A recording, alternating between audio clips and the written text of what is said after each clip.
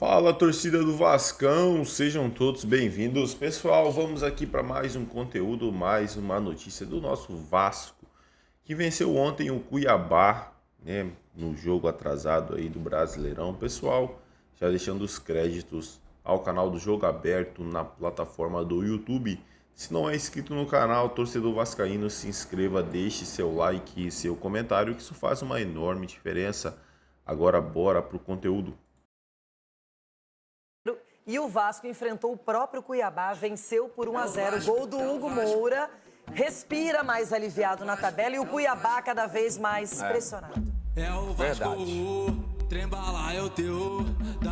Depois do baque sofrido com a eliminação na Copa do Brasil, o Vasco recebeu o Cuiabá, em São Januário, em jogo adiado da 19ª rodada do Brasileirão. O Cruz Maltino demorou a entrar na partida. A primeira chance só foi aparecer aos 34 minutos. Paulo Henrique lançou para Verratti, que na hora da finalização foi travado por Bruno Alves. Na cobrança do escanteio, Felipe Coutinho mandou para a área. Verratti ajeitou de cabeça e Léo se esticou para tocar por cima. O Cuiabá levou perigo nesse lance. Pita escorou para Fernando Sobral, que chutou rente à trave. Um primeiro tempo fraco tecnicamente, provocando vaias da torcida na saída para o intervalo. Na segunda etapa, o Vasco voltou melhor. Lucas Piton cruzou, Walter cortou mal e Puma Rodrigues bateu em cima do goleiro. Aos 7 minutos, Piton cobrou o escanteio. A zaga do Cuiabá não cortou e Hugo Moura pegou a sobra para fazer o gol. Hugo Moura do Vasco! Eu fui muito feliz da bola ter sobrado ali para mim e não pensei duas vezes de chutar com a esquerda e fui muito feliz com o gol. O Cuiabá até tentou. Pita mandou por cima. Gustavo Sauer parou em Léo Jardim. Placar final 1-0. O suficiente para o Cruz Maltino reencontrar o caminho da vitória depois de 8 jogos. Hoje a gente tinha que ganhar o jogo de qualquer forma. A gente sabe que a gente ficou muito aquém da nossa forma de jogar que a gente gostaria, mas a gente tinha quase certeza que ia ser um jogo muito difícil emocionalmente, né? O resultado não tira o Vasco da 10ª posição, mas faz o time voltar a abrir uma vantagem confortável da zona de rebaixamento. Agora são 8 pontos de distância. Eu acho que a gente tem que primeiro buscar os 45 pontos, buscar uma Sul-Americana e quem sabe aí uma pré-Libertadores. Estamos tendo desempenho nos jogos que nos permite acreditar, né? E nós vamos acreditar até o final.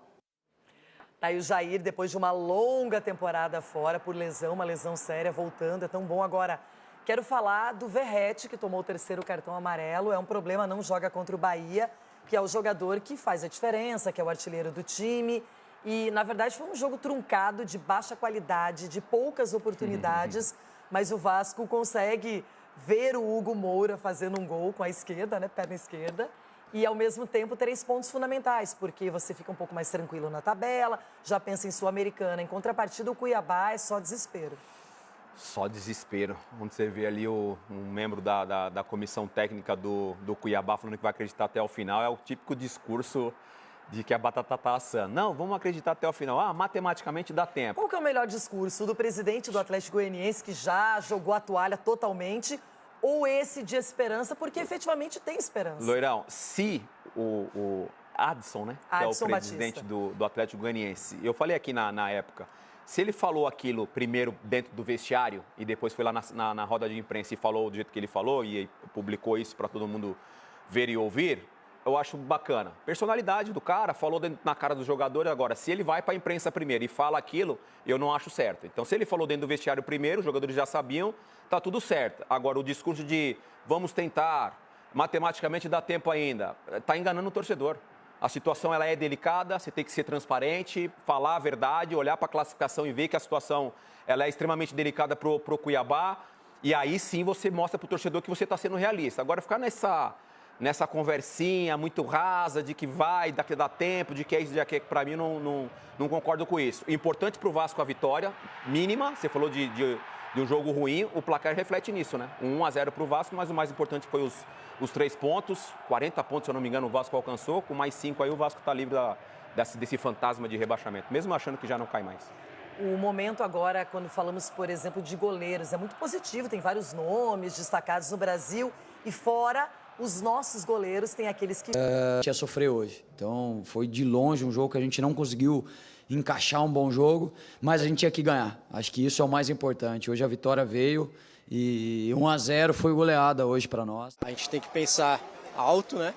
Pensar em uma pré-Libertadores, quem sabe, mas eu acho que a gente tem que primeiro buscar os 45 pontos, buscar uma Sul-Americana e quem sabe uma pré-Libertadores. A gente vê então a situação vascaína na competição. Olha só, o Vasco aparece na primeira página, mas ali na 10ª posição, tá com 40 pontos.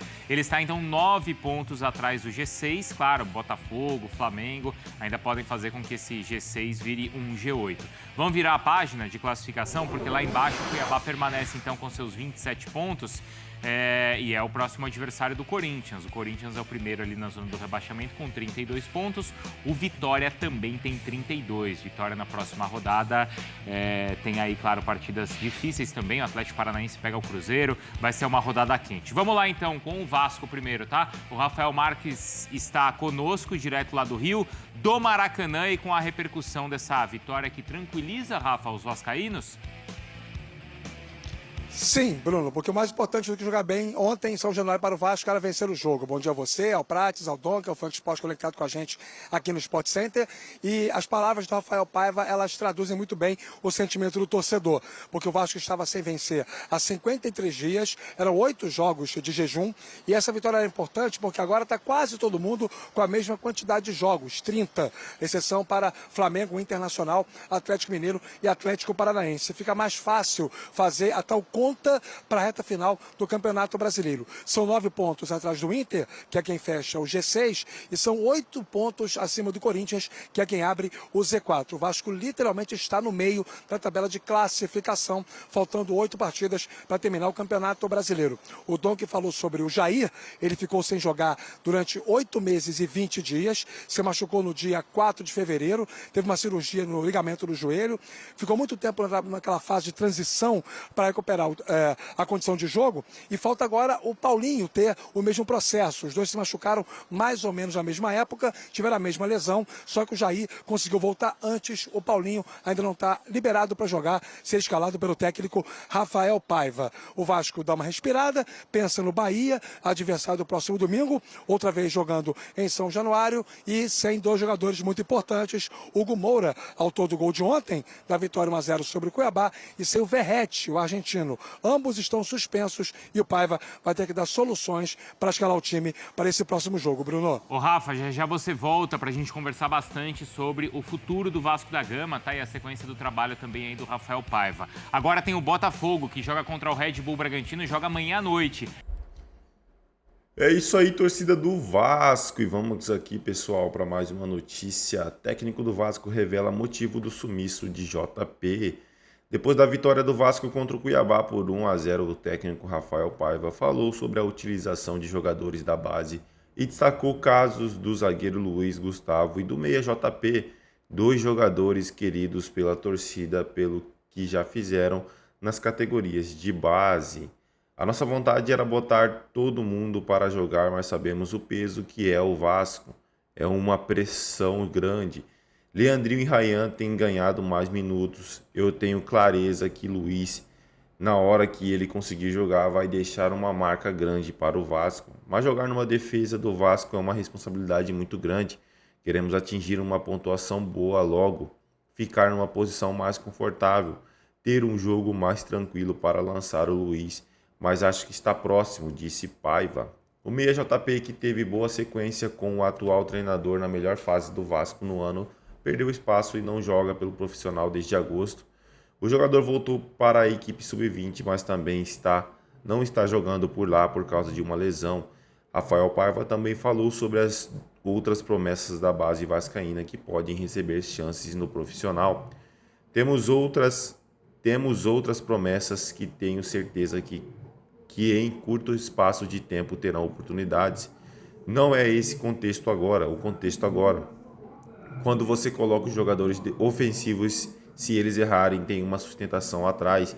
Na defesa, a responsabilidade é muito maior. pode ter certeza que tem muitos jogadores talentosos que estamos de olho.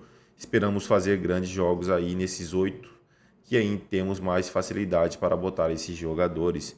É isso aí, torcida do Vascão. Eu agradeço a vocês pela companhia. Se não é inscrito no canal, se inscreva e deixe seu like.